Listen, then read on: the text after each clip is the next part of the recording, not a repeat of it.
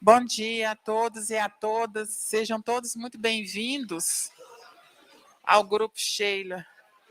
Nós vamos dar os avisos repetitivos, porém necessários, porque sempre tem uma pessoa nova na casa. Com relação aos celulares, nós pedimos a gentileza de desligá-los, ou se não for possível, deixar no modo silencioso. Com relação às orientações espirituais, para a entrada na cabine de passe, nós recomendamos, pedimos a gentileza de que só adentrem mediante o uso de máscaras, por favor. E as pessoas não têm necessidade de fazer fila nas laterais, porque tem sempre um irmão chamando. Quem é o portador da orientação tem a prioridade e depois aquelas pessoas que sentirem necessidade. E, por último, o recado, essas pessoas desse lado de cá, por gentileza, não passarem aqui na frente para não cortar a comunicação das Libras. Eu gostaria de convidar o Haroldo para fazer um hino por todos nós e depois a Sueli vai fazer a prece inicial.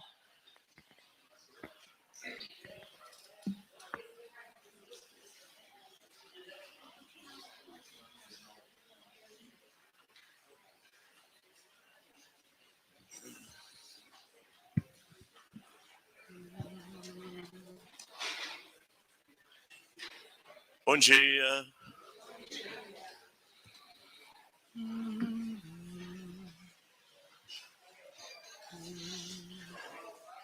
Doutrina de amor e luz, ciência, fé e consolação, prometida há 2000 anos por Jesus, diretriz da humana perfeição.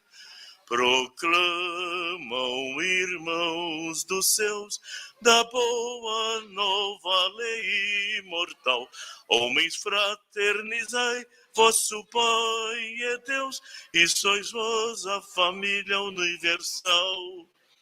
Irmãos, é a doutrina espírita, a imensa esperança do porvir.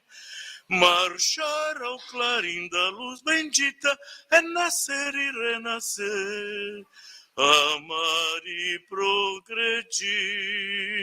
Doutrina de amor e luz, ciência, fé e consolação, prometida há 2000 anos por Jesus, diretriz da humana perfeição.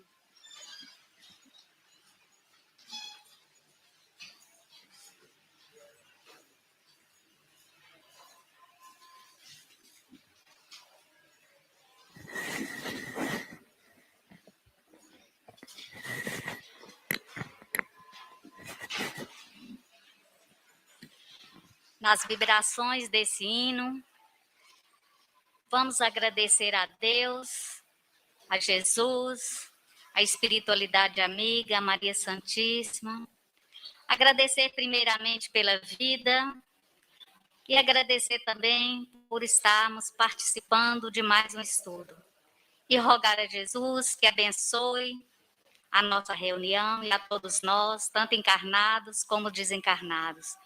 Pedimos também a fluidificação das nossas águas e o amparo a todas as pessoas, que deixaram seus nomes e endereços na caixa de radiação. Que Jesus nos ilumine para compreendermos o estudo de hoje e nos dê coragem, força, boa vontade para colocá-lo em prática. Que assim seja, graças a Deus. Que assim seja, graças a Deus. Obrigada, Sueli. Obrigada, Haroldo. Nós vamos convidar agora o nosso irmão Diego para falar por todos nós sobre espiritismo e ecologia. Seja bem-vindo, Diego. Deus te abençoe. Obrigada por ter aceito o nosso convite. Você tem 19h55, tá?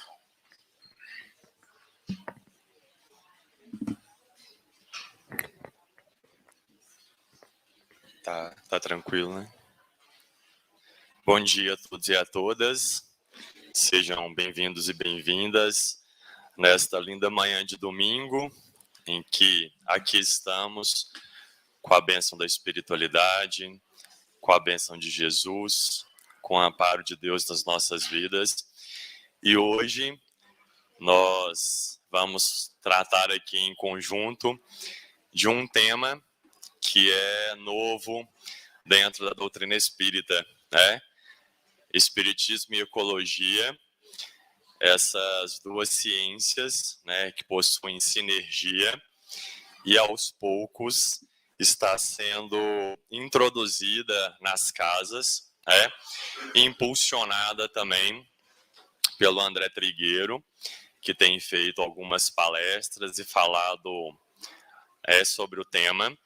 Inclusive, a referência, né, uma das referências para o nosso estudo é o livro Espiritismo e Ecologia, do André Trigueiro, e é um livro que vale uma leitura, é uma leitura bastante interessante. Ele faz um encontro bacana aí nas suas palavras, ali no que ele conseguiu descrever.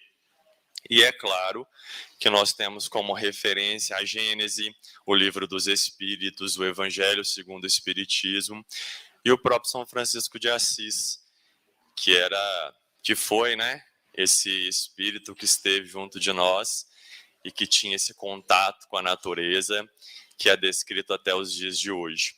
Bem, de qualquer forma, o tema ecologia, né, ele vem sido muito pouco citado, e os assuntos ecológicos até então, eles eram considerados periféricos, né, ou desinteressantes dentro da nossa doutrina. E a pergunta que se faz é como, né, diante de tantos dados científicos em que se fala da extinção de espécies, de aquecimento global, o Espiritismo não tratar sobre esse tema ou não fazer aí uma analogia dentro das palavras do Evangelho com aquilo que a ciência vem trazendo ao longo desses anos. De qualquer forma, né, no Evangelho e também no Livro dos Espíritos, se diz: se a ciência, em algum momento, contradisser alguma premissa do Espiritismo, não cabe ao espírita rever esse ponto equivocado e seguir a orientação da ciência. Não é essa a proposta que está lá no Evangelho segundo o Espiritismo? E também devemos fazer isso com muita cautela e com muito cuidado, para não criarmos ideologias desnecessárias. De alguma forma, nós espíritas estamos bastante habituados com frases de efeito, principalmente no que tange às questões do meio ambiente. Uma delas é: o acaso não existe. Nós estamos habituados com o acaso não existe. E quando nós dissemos que o acaso não existe, nós reafirmamos a nossa confiança e a nossa fé em Deus, e que tudo de fato tem um propósito para acontecer. De fato, sim, mas também devemos lembrar do nosso livre-arbítrio, das escolhas que nós fazemos e o quanto essas escolhas podem impactar, principalmente no ambiente em que estamos inseridos. Uma outra frase que é muito comum de nós espíritas, né, repetirmos: a verdadeira vida é a vida espiritual. E de fato é. Estamos aqui nesse plano material de passagem, e não significa que o fato de estarmos aqui de passagem, nós devemos fazer de qualquer jeito, não é? Que nós devemos, assim, tratar o ambiente em que estamos inseridos como se fosse pouca coisa. Só que nós nos esquecemos que a gente precisa reencarnar, né? E se a gente reencarna no mundo que nós deixamos para trás, que mundo que nós vamos receber lá na frente na próxima reencarnação? Então esse é o pensamento, essa reflexão que precisamos fazer também. E lembrando também que se somos espíritos encarnados, né, portanto experimentamos desde já a vida espiritual. Então a vida espiritual ela também é aqui nesse plano terreno, né? Outra frase de efeito: eu estou aqui de passagem. Estamos aqui de passagem nessa reencarnação, e tem uma outra reencarnação que também estaremos aqui de passagem, e assim, né, até completarmos o nosso ciclo aqui nesse plano de provas e expiações, e irmos para o mundo de regeneração, ou dependendo do mérito de cada um, né, do trabalho de cada um, ir para outros mundos, né, que são considerados mundos mais felizes. De fato é que os filósofos antigos, eles sempre disseram, né, nada é, tudo está. E isso também, quando nós dissemos que estamos aqui de passagem, demonstra um desapreço, um desinteresse pelos assuntos do aqui e agora. E de fato nós temos sim na nossa rotina, né, a gente está sempre lembrando do passado, preso ao passado, preocupados com o futuro, e nos esquecemos de viver de fato o presente, que é o que nos interessa, o tempo do aqui e agora.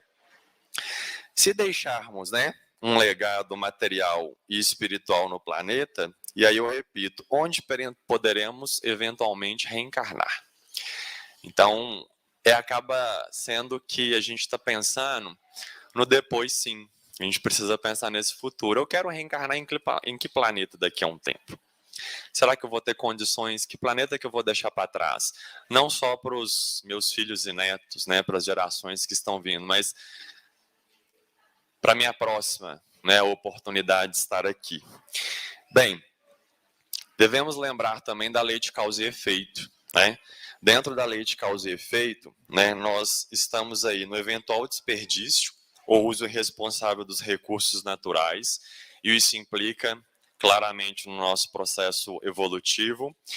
E não é porque a vida é transitória que não precisamos prestar atenção naquilo que fazemos e também naquilo que deixamos de fazer, né? Já que em breve retornaremos à pátria espiritual. Ficamos lá um tempo e depois, obviamente, iremos retornar. E como que isso se dá, então, nesse processo de transformação?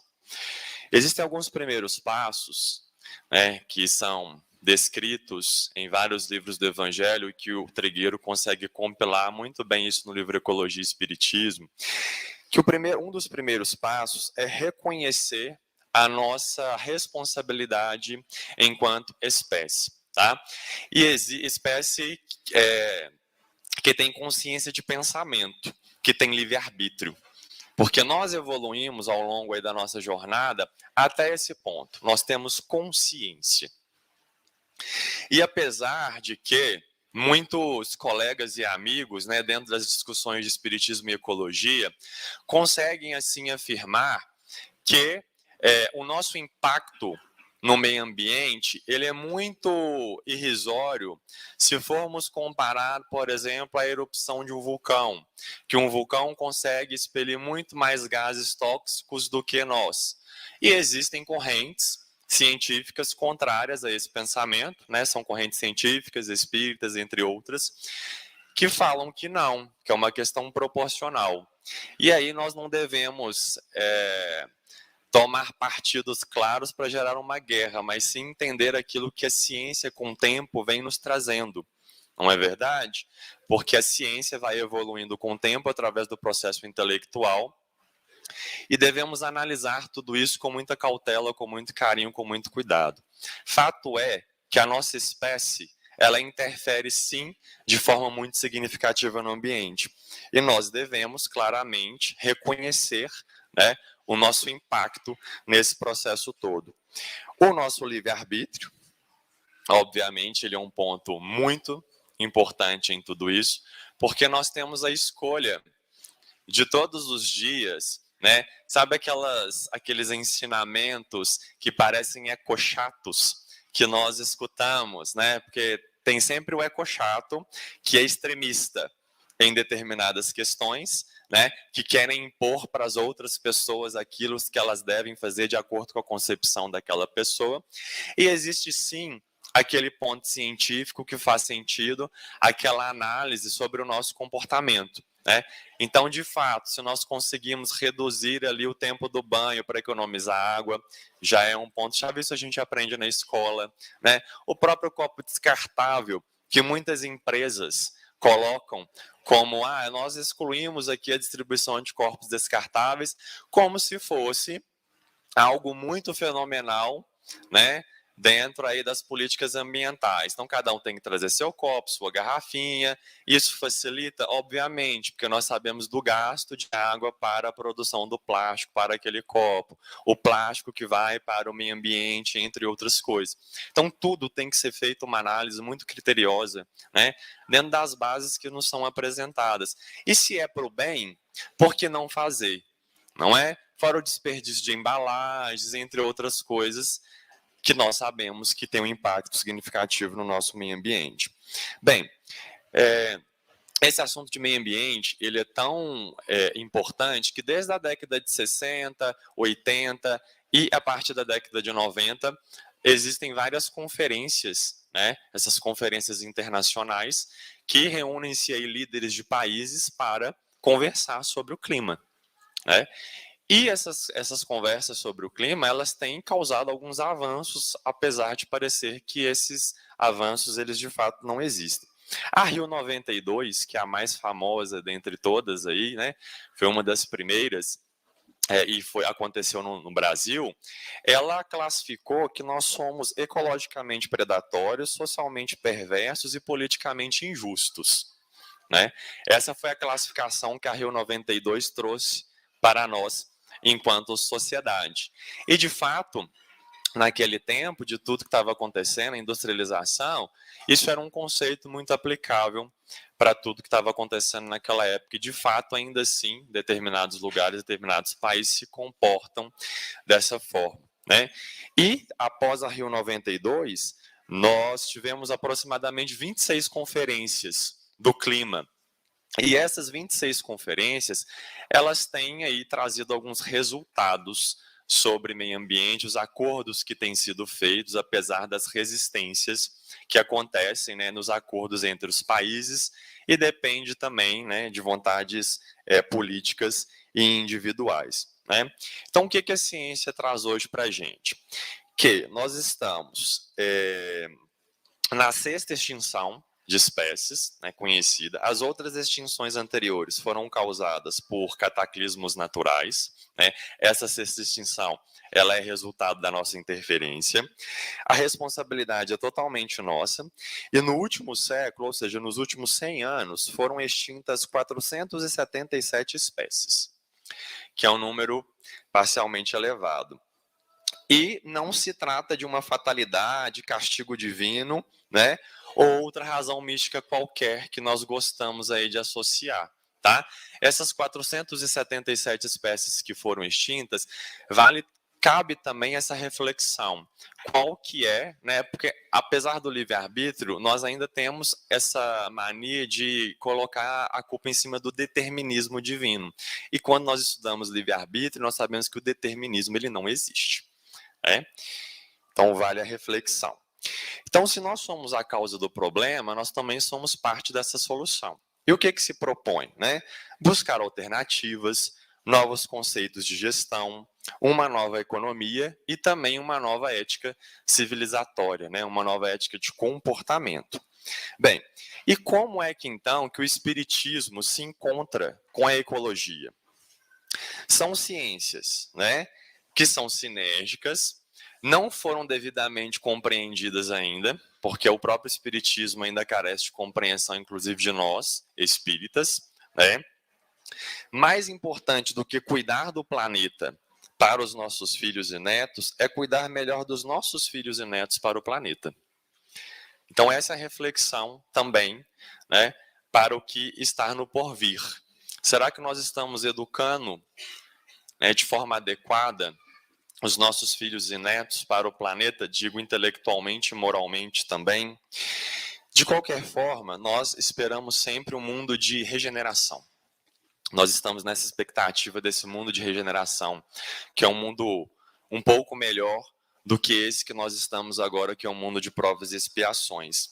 Só que no mundo de regeneração, né, segundo os estudiosos espíritas e aquilo que nos diz também, né, os livros, é um mundo que é para pessoas que já estão com certos princípios éticos enraizados no ser. Essas pessoas já reencarnam com esses princípios éticos, né, como rotina no dia a dia.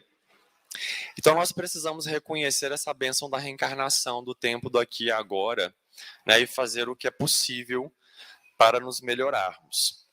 A ciência, né, o espiritismo enquanto ciência, né, o espiritismo é uma ciência que trata da natureza, origem e destino dos espíritos, bem como de suas relações com o mundo corporal.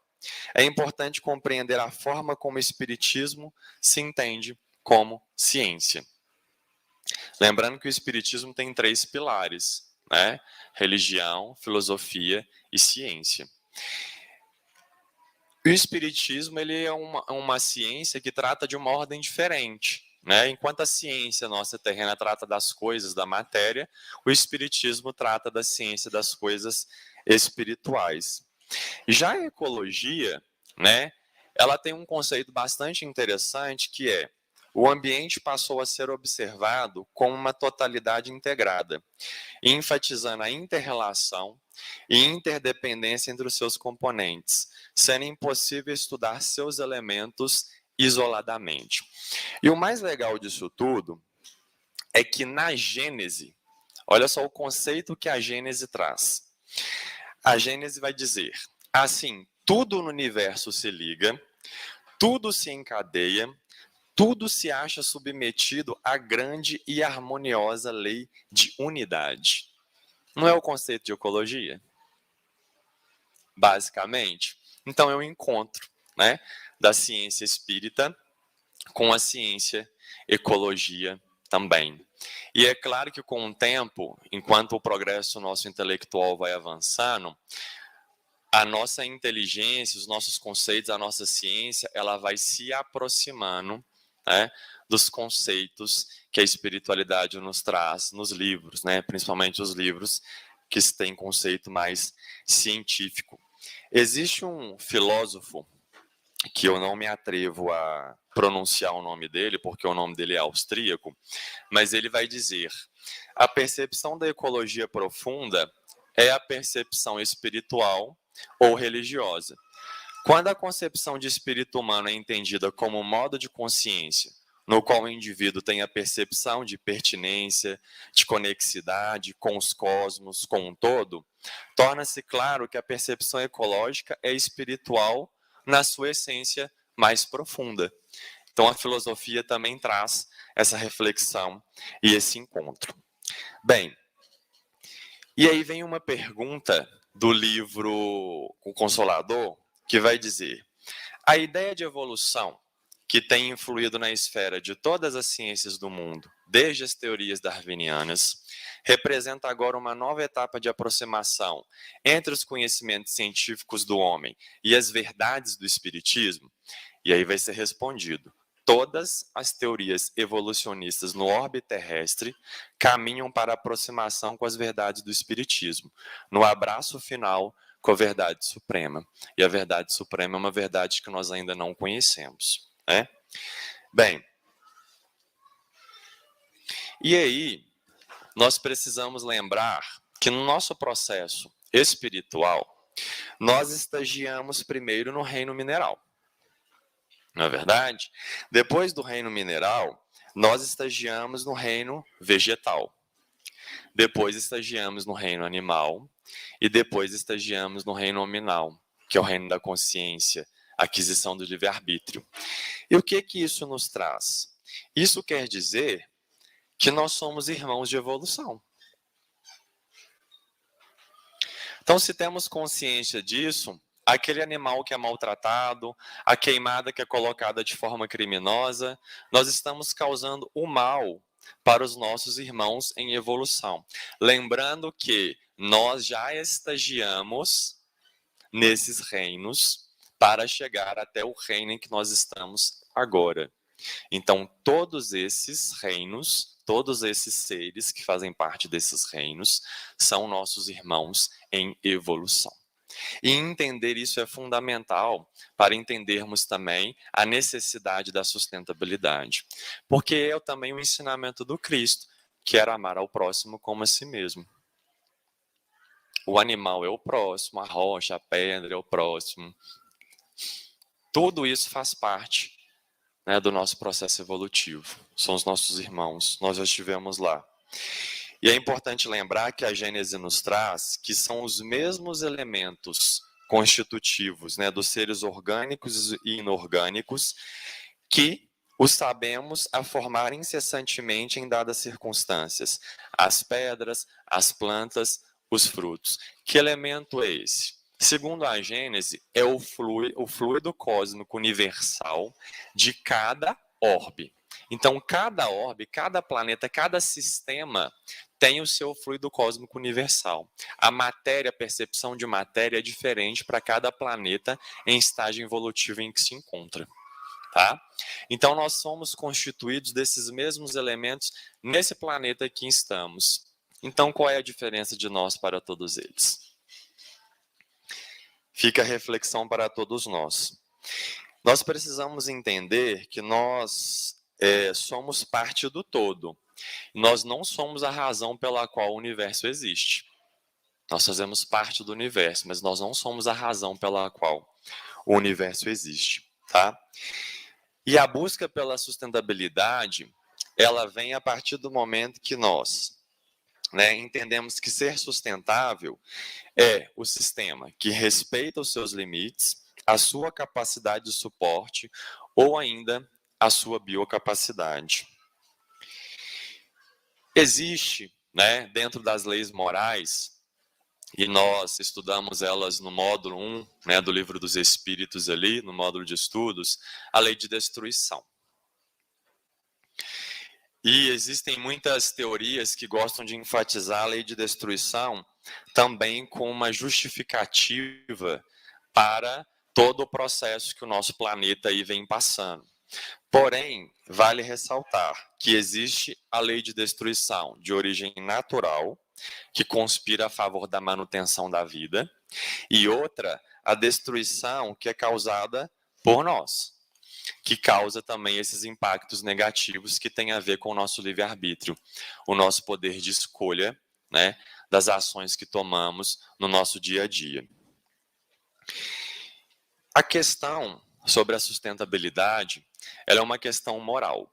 Por que ela é uma questão moral? Porque ser sustentável significa fazer o bem. Então entra uma questão moral.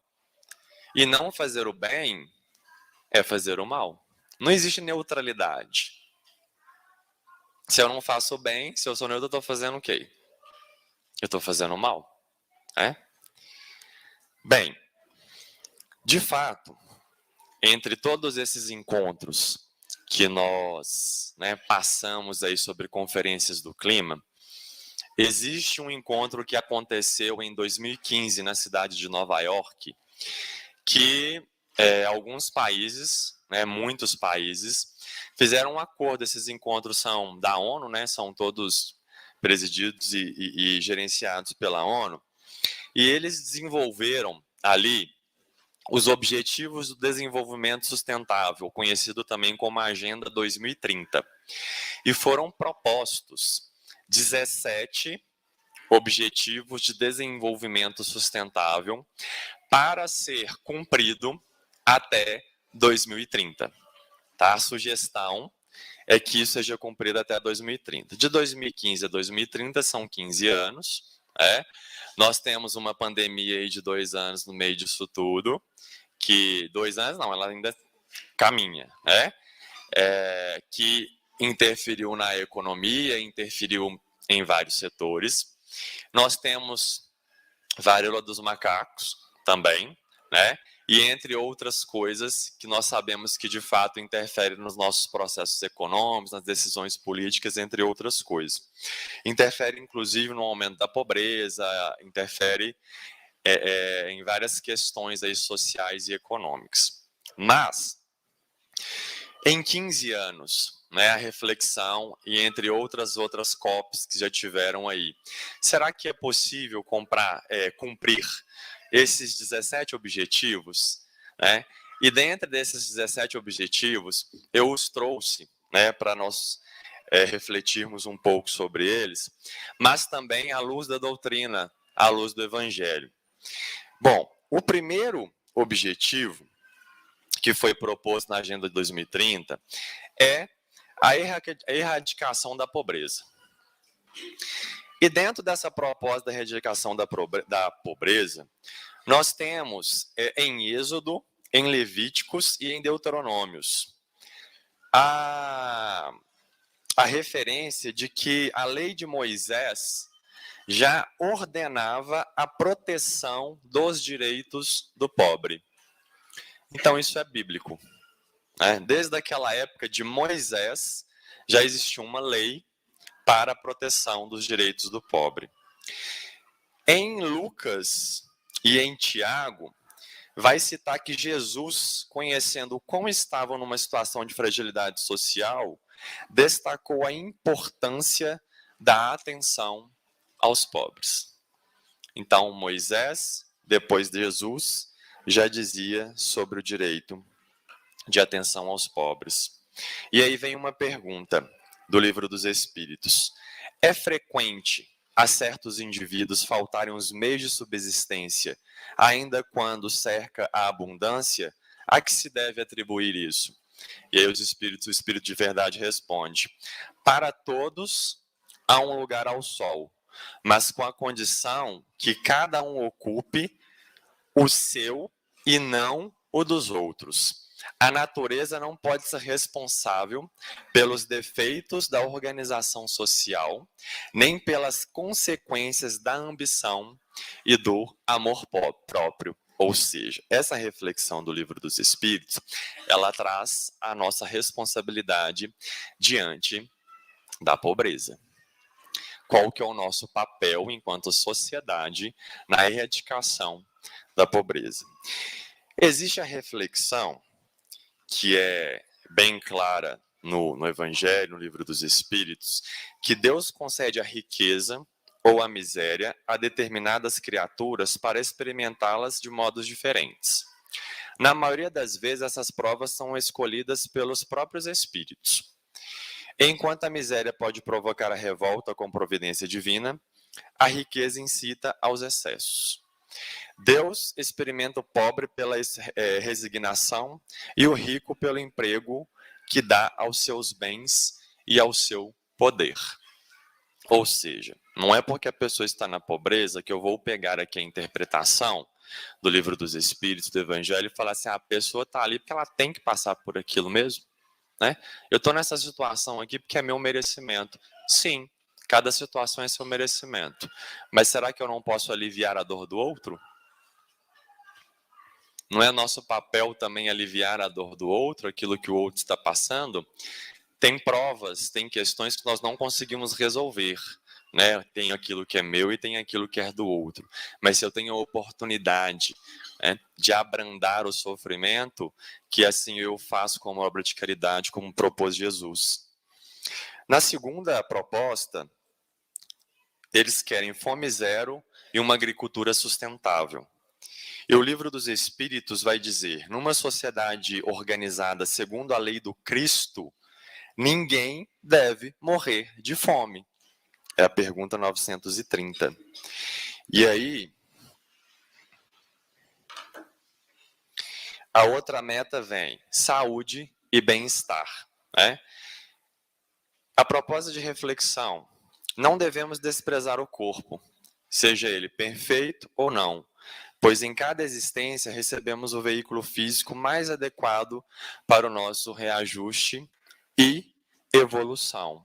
Então, a saúde e o bem-estar vai depender do nosso estado mental, das escolhas que nós fazemos, dos pensamentos menos felizes que nós alimentamos, do rancor, da angústia, dos sentimentos menos nobres que a nossa rotina nos traz e que, às vezes, traz a doença, né, para a nossa alma e, em consequência, também para o nosso corpo.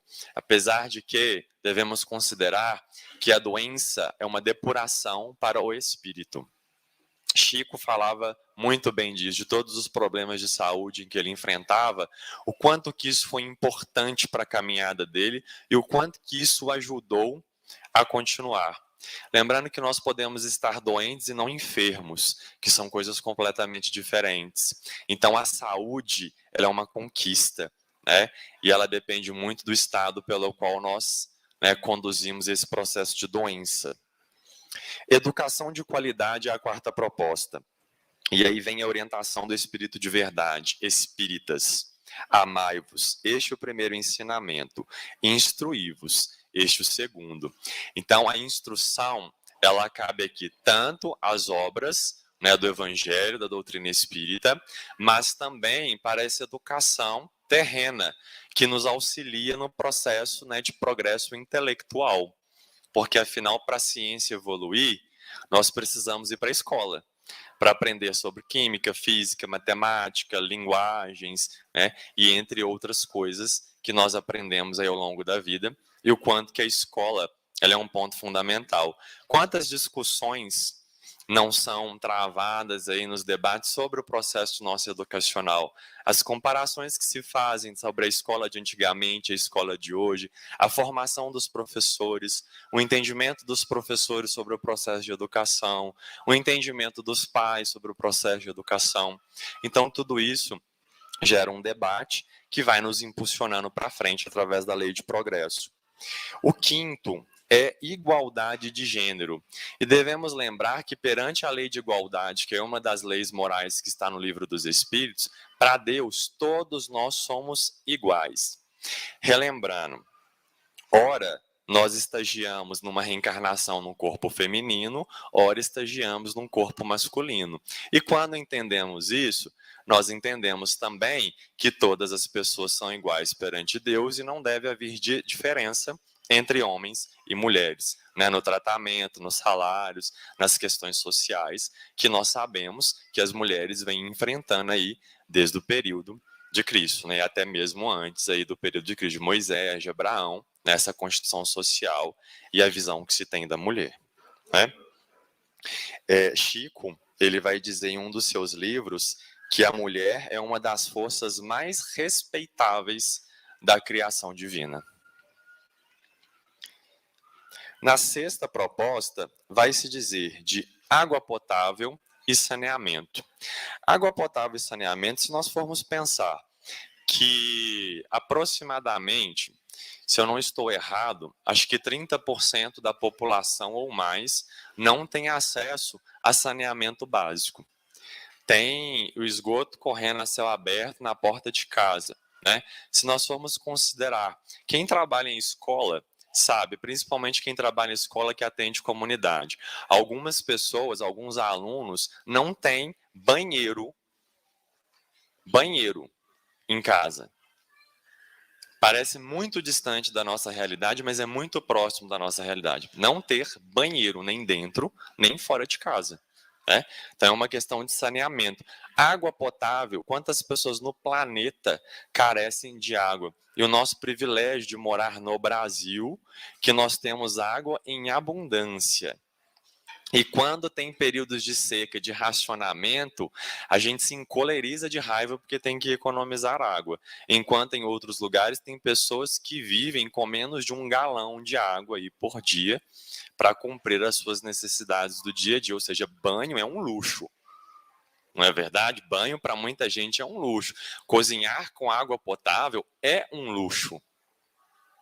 Conseguir lavar os talheres é um luxo e ter talheres também é um luxo, né? É um luxo maior ainda conseguir comprar comida congelada e esquentar, porque eu tenho, às vezes, ali um certo desânimo de cozinhar, né? E com isso eu vou desperdiçando também material descartável aí no ambiente.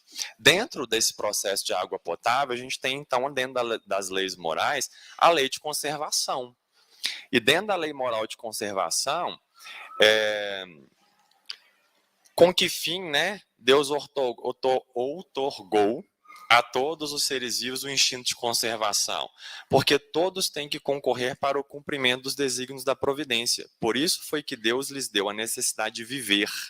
Acresce que a vida é necessária ao aperfeiçoamento dos seres. Eles o sentem instintivamente, sem disso se aperceberem. Ou seja, pelo processo de lei de conservação, ninguém vai tomar água podre, vai? Alguém vai tomar água suja? Porque faz parte do processo da lei de conservação. Ninguém quer tomar aquela água porque sabe que ela tem doença. A sétima, né? Energia limpa e acessível. Inclusive, no Centro Espírita André Luiz, que é um braço nosso aqui, né, do Grupo Sheila, que fica no Santa Efigênia, não é? Eu sempre confundo Santa Teresa com Santa Efigênia. Fica no Santa Efigênia. A energia lá é toda de placas solares.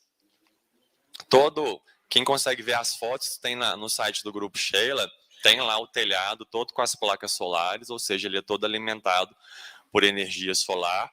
Isso já é uma forma também, né, de economia de energia, ele é sustentável aí nesse sentido, e o ideal seria que tudo isso fosse popularizado para todos nós, né? Quem conhece desse processo de energia solar sabe a burocracia que é para se colocar uma placa fotovoltaica aí no telhado para geração de energia, né? O processo é um pouco complicado ainda.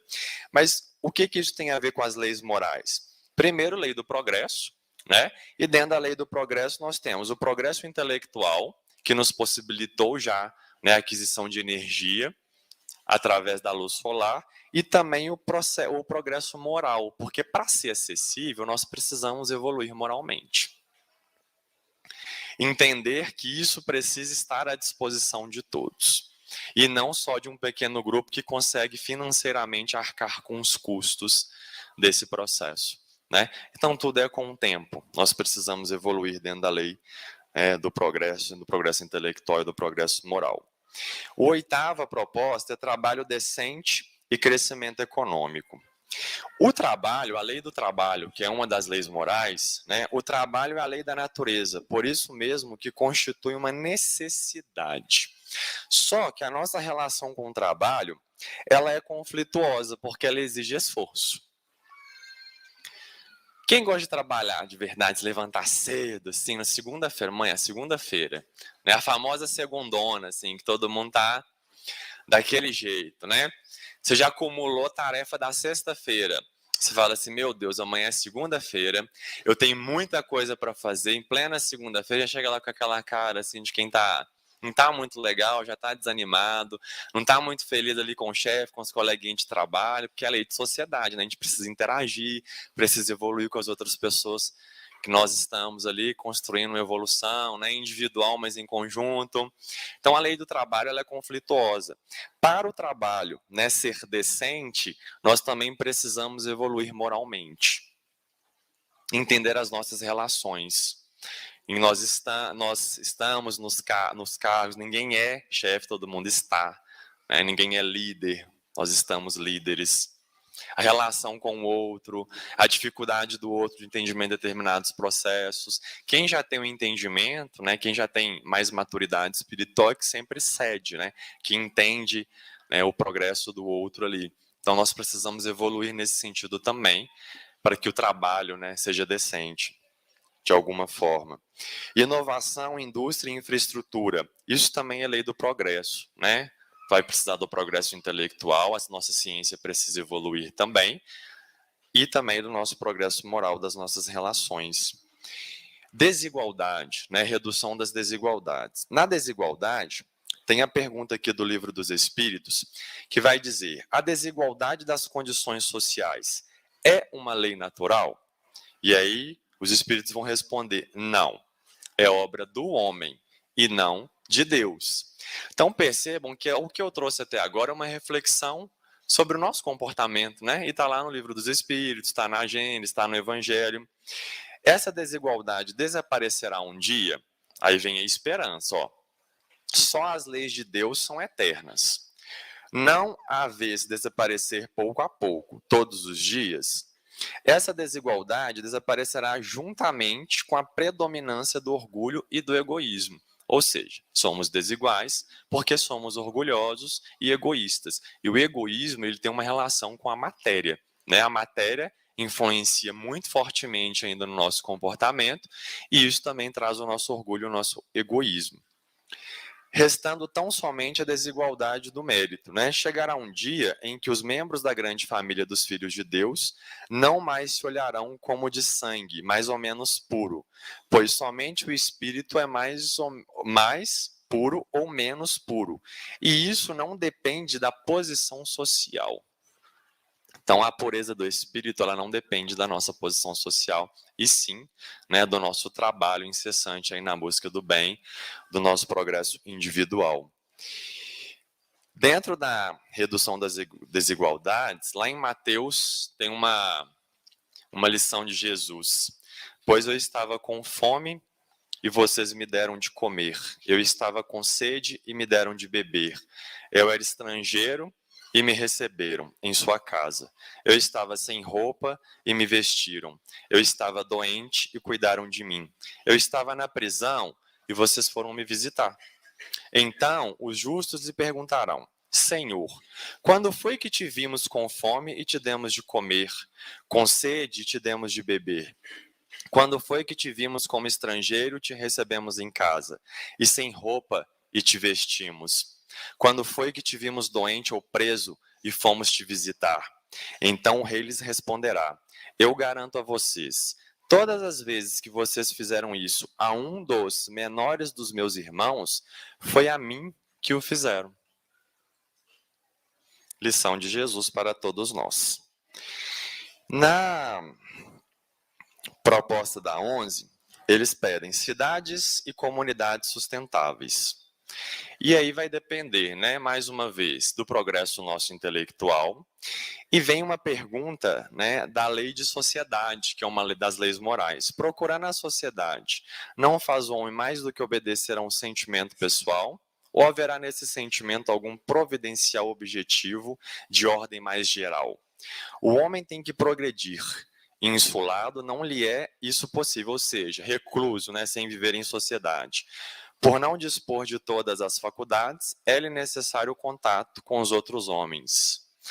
Então, para termos aí cidades e comunidades sustentáveis, também precisamos entender o processo da lei de sociedade e o quanto que a sociedade ela é importante para todos nós. Conviver com as outras pessoas, por mais difícil que pareça e seja, é importante para o nosso progresso. Não é fácil. Eu queria morar numa caverna, nunca mais ver ninguém. Mas aí não progride, não evolui. Viver em sociedade é importante. Consumo e produção responsáveis. O consumo é uma das reflexões aí que são muito comuns, porque, segundo o Espiritismo, o consumismo pode representar um vício ou uma instabilidade espiritual do encarnado e até mesmo uma relação de processo obsessivo. E o consumo está muito relacionado com os nossos sentimentos. Porque nós temos a mídia que coloca a gente na frente da TV de fato e fala que a gente precisa daquele produto, não é verdade? O telefone é lançado todo ano. E aquele telefone do ano passado, ele já é obsolescência programada, ele já não serve mais. E o relógio, tudo também é programado para estragar. Não tem nada durável mais. Por que também? Porque as pessoas trabalham. Imagina, se eu compro um telefone, ele dura 20 anos. Ter emprego para as pessoas que fabricam, não ter emprego. Então, o consumo e a produção ela tem uma relação direta também com as ofertas de trabalho. A gente precisa entender isso. Que a indústria precisa girar para que o dinheiro se movimente, para que as pessoas recebam o seu salário. Então, precisa-se ter, de certa forma, essa obsolescência programada para as coisas estragarem e a gente trocar a peça, trocar o produto, comprar outras coisas.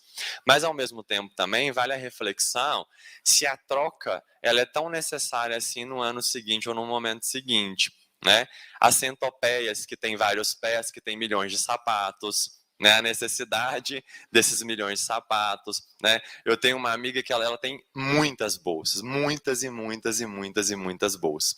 E todo mundo brinca com ela, para que tanta bolsa? Eu gosto de bolsa. Tanta roupa, às vezes não vai nem em tantos lugares assim, mas temos muitas roupas acumuladas. Às vezes a gente doa roupa que está com etiqueta, a gente não lembrava, a gente nunca usou também. Mas tem a ver com os nossos sentimentos. Um dia eu saio do trabalho estressado, e vou ao shopping que eu preciso ali de um momento de compras para o relaxamento. Então, tem a ver com os nossos sentimentos. Na proposta 13, que é a ação contra a mudança global do clima. Então, vai depender, mais uma vez, da nossa lei de sociedade, da lei moral, da lei do progresso, o nosso avanço intelectual, o nosso progresso moral também. Vida na terra, vida na água, Tudo isso tem a ver com a lei de justiça, amor e caridade. Por quê? Porque no Livro dos Espíritos vai se dizer como se pode definir a justiça. A justiça consiste em cada um respeitar os direitos dos demais. Então, os animais que vivem na água têm direitos, os que vivem na terra têm direitos, nós temos direitos, mas acima de tudo nós temos deveres. Porque nós só lembramos dos nossos direitos. Na hora de brigar, na hora de argumentar, eu lembro dos meus direitos. Mas quais são os meus deveres? Então, lembrar da lei de justiça, amor e caridade. Na proposta 16, paz, justiça e instituições eficazes, também entra nesse conceito de lei de justiça, amor e caridade. E a última, que são parcerias e meios de implementação. Lei de sociedade, porque nós ainda não aprendemos a conviver com um coleguinha do outro país, ainda temos essa dificuldade de acordos ali, tudo depende de uma questão econômica, o que você pode me oferecer, o que eu posso te oferecer. E claro, porque os meios de implementação, eles vão depender, obviamente, do nosso progresso intelectual. Diante de tudo isso, nós precisamos então lembrar de São Francisco de Assis. Porque São Francisco de Assis, ele já estabeleceu essa relação com a natureza, com as pessoas, de uma forma tão amorosa. São Francisco de Assis, depois de Jesus, é um grande exemplo a ser citado desse espírito que tinha condições de se comunicar com os animais, de se comunicar com a natureza, de se comunicar com as pessoas. O olhar caridoso, o olhar de amor, abnegação, né? Uma pessoa que nasceu, segundo a história nos conta aí, com um olhar sensível, cheio de amor aos pobres e principalmente essa adoração a Deus. Francisco, segundo dizem, né, ele vai dizer que ele se encantava com tudo que Deus criou, com toda a beleza, com toda a harmonia, com toda a perfeição, dar glória, né, e louvor a Deus pela criação. E é por isso que a gente reza na missa, né, na missa para quem é de origem católica, né, o céu e a terra proclamam a vossa glória. Quem é de origem católica vai lembrar disso aí, né, principalmente próximo do momento ali da homilia. E é diante disso tudo que eu quero compartilhar com vocês aqui o Cântico das Criaturas, proposto por Francisco de Assis. Altíssimo, onipotente, bom Senhor, a ti o louvor, a glória, a honra e toda a bênção. A ti só, Altíssimo, se hão de prestar, e nenhum homem é digno de te nomear. Louvado sejas, ó meu Senhor, com todas as criaturas, especialmente o meu Senhor, irmão Sol, o qual faz o dia e por ele nos alumias. Ele, é belo e radiante, com grande esplendor. De ti, Altíssimo, nos dá ele a imagem. Louvado sejas, ó meu Senhor, pela irmã lua e as estrelas. No céu as acende, claras e preciosas e belas. Louvado sejas, ó meu Senhor, pelo irmão vento e pelo ar. E nuvens, e sereno, e todo o tempo, por quem dás às tuas criaturas o sustento. Louvado seja, ó meu Senhor, pela irmã água, que é tão útil e humilde e preciosa e casta. Louvado sejas, ó meu Senhor, pelo irmão fogo, pelo qual alumias a noite. E ele é belo, e jucundo, e robusto e forte. Louvado sejas, ó meu Senhor, pela nossa irmã, a Mãe Terra, que nos sustenta e governa, e produz variados frutos, com flores coloridas e verduras. Louvado sejas, ó meu Senhor, por aqueles que perdoam por teu amor, e suportam enfermidades e tribulações. Bem-aventurados aqueles que a suportam em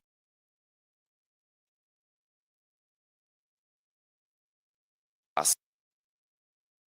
Morte corporal, nenhum homem vivente pode escapar. Ai daqueles que morrem em pecado mortal. Bem-aventurados aqueles que cumpriram a tua santíssima vontade, porque a segunda morte não lhes fará mal. Louvai e bendizei a meu Senhor, e dai-lhe graças, e serviu-o com grande humildade.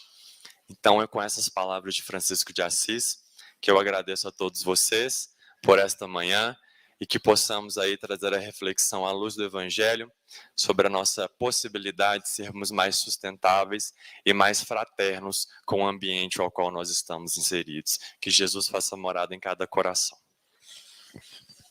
Que assim seja, Diego. Muito obrigada por essas reflexões, esse lindo cântico final. E com isso nós estamos chegando ao final da nossa reunião e eu vou passar 2 avisos aqui. O primeiro, eu peço o número do WhatsApp da livraria, ele está alterado. E aí tem um cartaz na descida aqui da escada, que aí quem se interessar, nós pedimos para poder pegar lá. E o segundo, eu vou ler aqui para não ter problema. A coordenação geral informa que, devido à abertura oficial do 5º Congresso da Aliança Municipal Espírita, no dia 9 de setembro, sexta-feira que vem, não haverá atendimento fraterno no período da noite, às 19h30, pedido de orientação espiritual e nem reunião pública.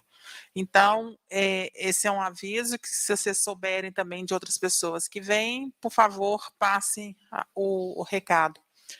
Para nós encerrarmos a reunião de hoje, eu vou pedir para Simone fazer um hino para nós, e a Dalva vai fazer a prece final. O Haroldo também vai junto com as meninas.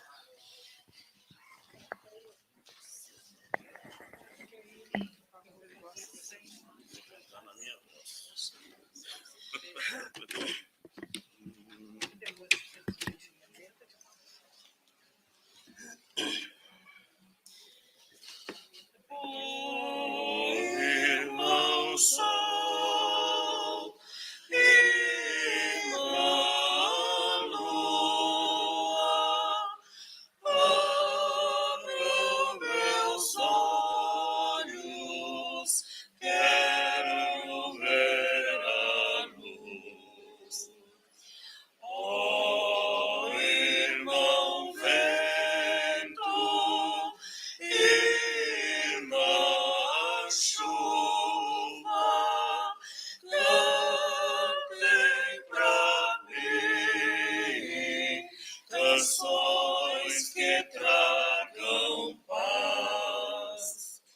Eu amo o mundo, gosto de viver, vivo nos campos, entre meus irmãos, sempre cantando com muita alegria. Passo os meus dias pregando o amor.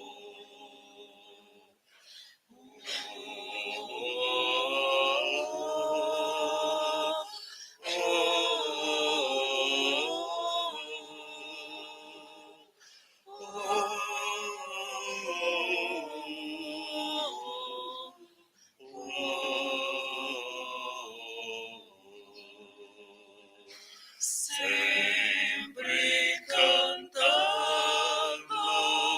com muita alegria, passo os meus dias pregando o amor.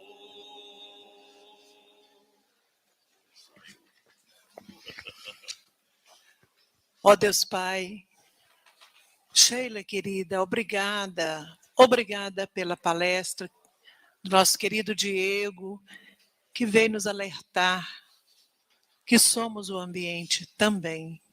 Ele não está afastado de nós. Nós participamos e como pessoas que participam, com a letiva que foi feita pelo Diego, que nós reflitamos, nós nos posicionamos como seres que trabalham na natureza para todos nós, pessoalmente e aquelas pessoas que estejam à nossa volta. Nós influenciamos e somos influenciados em todas as nossas ações, nossos atos, que nós possamos, durante a semana, refletir muito sobre essa fala de hoje do Diego, para entender nosso compromisso que Deus colocou em nossa volta, colocou junto conosco, para que nós possamos realizar essas tarefas. Nos abençoe, abençoe cada lar das pessoas que estão aqui, mas daqueles também que não estão aqui. E que Jesus seja sempre em nosso coração, que assim seja, graças a Deus. Que assim seja, graças a Deus. Obrigada, Simones. Obrigada ao Haroldo, a Dalva. Obrigada a todos. E semana que vem nós vamos ter ética na convivência. Então, esperamos todos vocês. Muito obrigada.